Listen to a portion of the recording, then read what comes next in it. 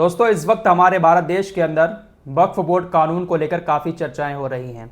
विवाद भी छिड़ा हुआ है। साथ ही साथ सोशल मीडिया पर एक क्यूआर कोड भी घूम रहा है। क्या है इस क्यूआर कोड का मामला और क्यूआर कोड के ज़रिए आपके साथ स्कैम भी हो सकता है। सारी चीज़ें आपको बहुत आसान भाषा में समझाऊंगा। वीडियो अगर आप लोग आखिर तक देखेंगे तो इस कानून से जुड़ी छोटी से छोटी बात आपको बहुत आसान भाषा में समझ में आ जाएगी। सबसे पहले आपको बताता हूं कि आखिर ये वक्फ क्या है। आज भी बहुत सारे ऐसे मुसलमान हैं जिनको वक्फ के बारे में पूरी मालूमात है ही नहीं। बहुत आसान भाषा में आपको समझाऊंगा। दोस्तों, आपने सुना होगा कि फला शख्स अपनी मौत से पहले वसीयत कर गए कि हम ये ज़मीन कब्रिस्तान के नाम कर रहे हैं, मेरी इस ज़मीन को मस्जिद के नाम कर दिया जाए या किसी मदरसे के नाम कर दिया जाए या किसी और धार्मिक काम में लगा दिया जाए। आपने सुना होगा ऐसा बहुत सारे लोगों के मुंह से। जब कोई मुसलमान अपनी मौत से पहले कुछ इस तरह की वसीयत कर देता है तो उसकी मौत के फौरन बाद वो चीज़, ज़मीन हो, मकान हो या कोई भी चीज़ हो, वो चीज़ डायरेक्ट वक्फ बोर्ड के पास चली जाती है। उस ज़मीन का, उस मकान का या जो भी चीज़ दान करने की वसीयत की थी वो डायरेक्ट वक्फ बोर्ड के पास चली जाती है। उस शख्स के परिवार वालों का उस पर कोई भी हक नहीं रहता है और उस ज़मीन का, उस चीज़ का मालिक अल्लाह हो जाता है। मुसलमान अपनी किसी भी चीज़ को वक्फ करता है तो उसका मालिक अल्लाह हो जाता है, क्योंकि मुसलमान अल्लाह की खातिर ही, अल्लाह की रज़ा की खातिर ही अपनी उस चीज़ को धार्मिक काम के लिए दान करता है।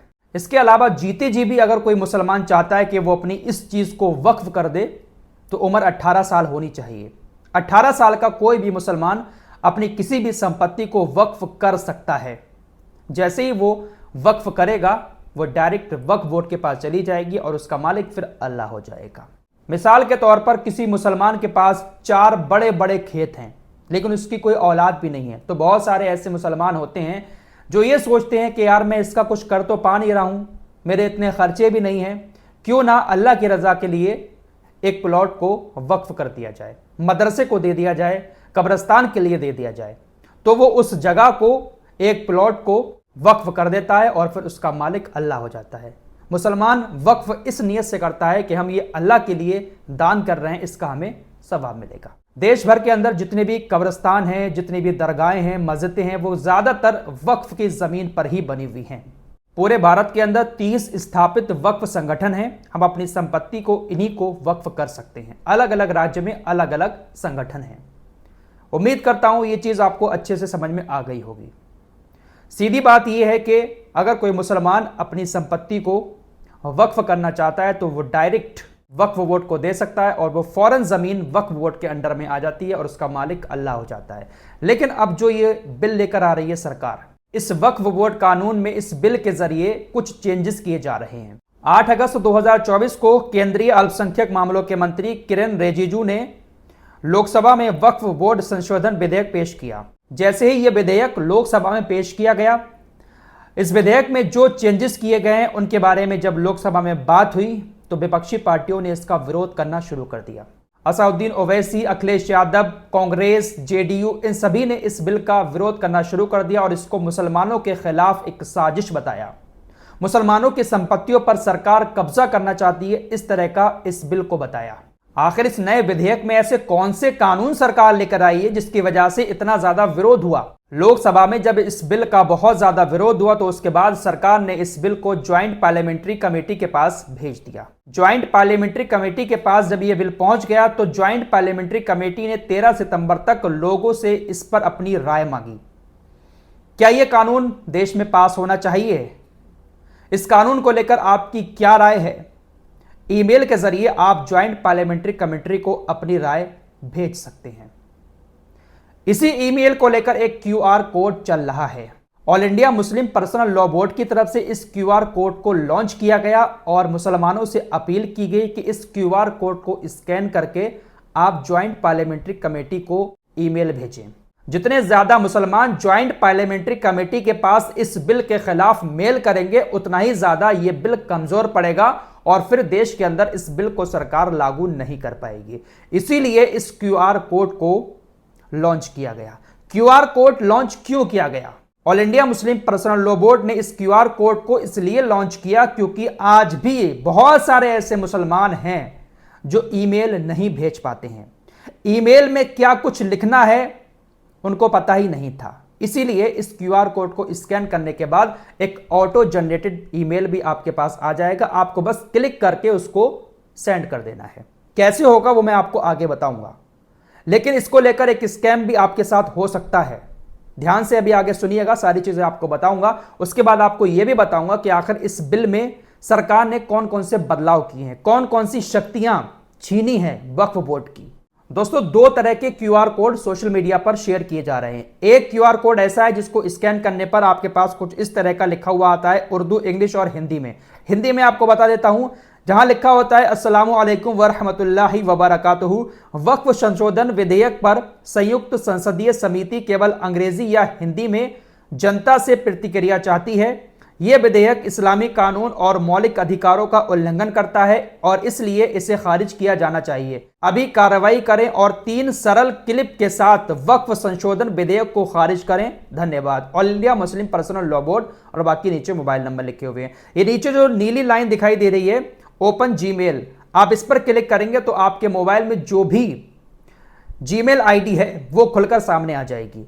आपके मोबाइल में जैसे ही जीमेल खुलेगा आपको वहां पर पहले से ही लिखा हुआ एक ईमेल नजर आएगा। इंग्लिश में लिखा होगा, इसका मैं हिंदी आपको बता देता हूं। आदरणीय महोदय महोदया, भारत के नागरिक के रूप में मुझे भारत के संविधान द्वारा इस्लाम और इस्लामी कानून में अपनी धार्मिक आस्था और विश्वास का पालन करने के अधिकार की गारंटी दी गई है। प्रस्तावित वक्फ संशोधन विधेयक 2024 के संबंध में भारत के एक जिम्मेदार मुस्लिम नागरिक के रूप में मैंने संसदीय चर्चाओं के साथ साथ ऑनलाइन उपलब्ध आधिकारिक संस्करण से नए खंडों को ध्यान से पढ़ा और समझा है। इस्लाम में वक्फ के बुनियादी सिद्धांतों पर गहन विचार के बाद मेरा मानना है कि सभी नई धाराएं इस्लामी वक्फ व्यवस्था के मूल्यों और भावना के खिलाफ हैं। इसलिए मैं भारत सरकार के दृढ़तापूर्वक अपील और सुझाव देता हूं कि वो इस विधेयक को किसी भी रूप में कानून के रूप में ना अपनाएं। नीचे आपका नाम लिख जाएगा, जो भी आपका नाम होगा। All India Muslim personal law board की तरफ से ये क्यूआर कोड जो जनरेट किया गया है उसमें ईमेल पहले से ही लिख कर दिया गया है ताकि मुसलमानों को आसानी हो जाए ईमेल भेजने में, क्योंकि बहुत बड़ी तादाद में मुसलमान ऐसे भी हैं जिनको ईमेल भेजना आता ही नहीं है, क्या कुछ लिखना है वो आता ही नहीं था। इसलिए उनकी सहूलत के लिए इस क्यूआर कोड को जनरेट किया गया है। आप अगर चाहें तो अपनी पास से भी कुछ बातें लिख सकते हैं। ये जो ईमेल पहले से आपको दिखाई देगा स्कैन करने के बाद, इसको डिलीट करके आप चाहें तो अपनी तरफ से भी कुछ बातें उसमें लिख सकते हैं। ये हो गया पूरा मामला इस क्यूआर कोड से जुड़ा हुआ। अब स्कैम क्या हो सकता है? देखिए, आपको मालूम ही है कि इस वक्त कैसे कैसे ऑनलाइन फ्रॉड हो रहे हैं। ये क्यूआर कोड हर ग्रुप में घूम रहा है, व्हाट्सएप ग्रुप में जा रहा है, अनपढ़ आदमी के पास भी जा रहा है और पढ़े लिखों के पास भी जा रहा है, सभी के पास जा रहा है। लोग इसको स्कैन कर रहे हैं, लोग इसको वक्फ बोर्ड का क्यूआर कोड समझकर स्कैन कर रहे हैं। लेकिन इस बीच जो स्कैमर्स हैं वो अपना स्कैम कर सकते हैं। वक्फ बोर्ड की आड़ में कोई ऐसा क्यूआर कोड वो सोशल मीडिया पर छोड़ सकते हैं जिसके जरिए स्कैन करने पर आपका पूरा मोबाइल हैक हो सकता है, आपके बैंक खातों की डिटेल भी जा सकती है। तो इस क्यूआर कोड को बहुत ध्यान से स्कैन करें। अगर आपको किसी ऐसे शख्स ने क्यूआर कोड भेजा है जिसके ऊपर आप भरोसा करते हो, तभी आप स्कैन करके ईमेल आगे भेजें, वरना हर किसी क्यूआर कोड को स्कैन ना करें, स्कैम हो सकता है आपके साथ। एक और बहुत सरल तरीका आपको बता देता हूं। अगर आपको ईमेल भेजना है तो इस वीडियो के डिस्क्रिप्शन में मैं एक लिंक डाल रहा हूं, और जो कमेंट बॉक्स है इस वीडियो का, वहां पर पहला कमेंट पिन किया हुआ है, वहां पर लिंक है। उस लिंक पर आप जैसे ही क्लिक करेंगे डायरेक्ट आपका ईमेल खुल जाएगा। वहां पर आप नाम डालें और उसको सेंड कर दें। क्यूआर कोड से भी ज्यादा आसान तरीका मैं आपको दे रहा हूं। क्यूआर कोड तो स्कैन करना पड़ता है और आजकल बहुत सारे लोगों के मोबाइल में स्कैनर होता भी नहीं है। आईफोन में तो होता है लेकिन बहुत सारे एंड्रॉयड में स्कैनर होता ही नहीं है। थर्ड पार्टी ऐप इंस्टॉल करना पड़ता है, उससे स्कैन करना होगा। इसलिए आप लिंक के जरिए डायरेक्ट ईमेल भेज सकते हैं। ये सारी चीजें आप लोगों को अब अच्छे से समझ में आ गई होंगी। अब आखिर इस बिल को रिजेक्ट करने की बात क्यों की जा रही है? आखिर सरकार इसमें कौन से बदलाव कर रही है? दरअसल 1995 में भी इस कानून में संशोधन किया गया था। 1995 में जो संशोधन हुआ था उस कानून में भी अब 40 संशोधन किए जा रहे हैं। सरकार बहुत सारे इस कानून के भागों को हटाना चाहती है। मोटी मोटी बातें आपको बताऊंगा, ज्यादा कुछ नहीं बताऊंगा। दरअसल सरकार का यह कहना है कि इस कानून में पारदर्शिता लाने की जरूरत है।